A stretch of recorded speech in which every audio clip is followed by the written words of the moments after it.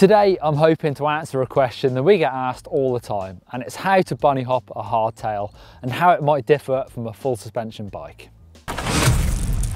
So today I'm on a hardtail. I've also got flat pedals on so I can't cheat.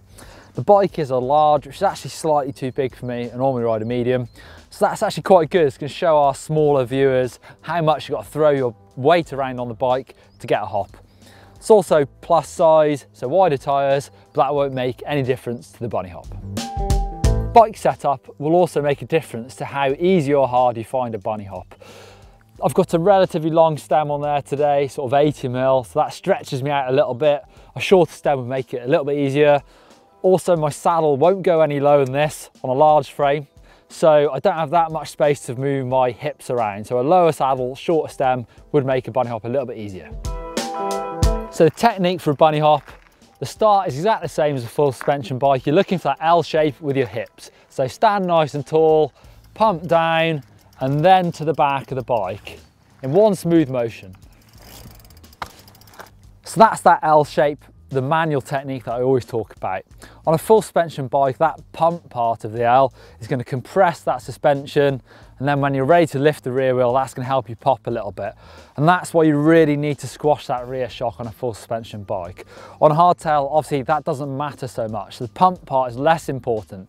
So less downward motion, but more backwards and towards a rear wheel motion to get your hips nice and low, and then use those hips to lift the rear wheel. Make sure your arms are straight when you move back on the bike. This keeps the front wheel straight, which is important for jumps. It means you're using your weight to lift the front wheel rather than the arms. Also cover your back brake and get ready to hit it if the front wheel comes up too high. Practice lifting your front wheel using this technique for quite a while until it feels really good. Only when you've got it nailed, think about moving on to lifting the rear wheel. So to lift the rear wheel, there's two techniques that you need to use together. You need to throw your hips forward towards the handlebars, so that's your weight going up and forwards.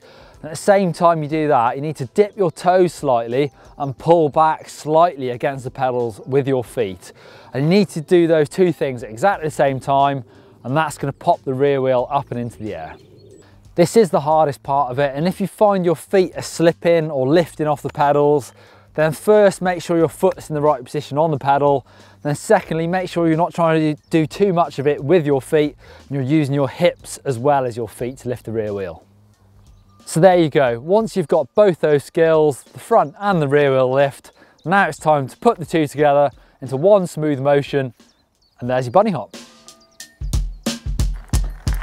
Now for the timing. You need to start your rear wheel lift just as the front wheel is starting to peak. The most common mistake is people waiting for the front wheel starting to drop and then go in with it.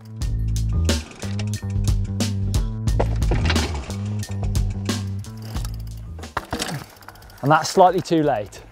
So there you go, there's how to bunny hop a hardtail. As you can tell, it's actually really similar to a full suspension bike. The biggest difference really is that pump. You don't need to do as much, so you're not trying to squash that rear suspension. And it will feel different because of that. You also need to land a little bit smoother on a hardtail, as it's easy to damage your rear wheel, especially when you're learning bunny hops. If you're still struggling with a bunny hop, why not ask us a question, and hopefully we'll be able to help you out. So use hashtag AskGMBN and you might get featured on our Sunday show. If you want to check out more videos, you can check out a really in-depth how to manual by clicking just up there. Or if you want to use your bunny hops on jumps to make more height, just click down there, that'll take you through to that how-to video. Click just in the middle to subscribe to the Global Mountain Bike Network. It's totally free. You get a cool new video every day of the week.